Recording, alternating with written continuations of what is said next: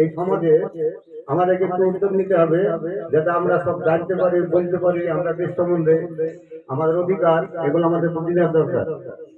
আজকে দেখেন ভারতবর্ষে বা পৃথিবীতে যে আমাদের মুসলমানদের যে এখন ব্যাপারটা হয়ে গেছে, আমাদের ঐক্যবিহীন, আমাদের ঐক্য থাকে না। যাই হোক, আমরা স্বাধীন পেয়েছি, যে আত্মত্যাগে তার সম্মান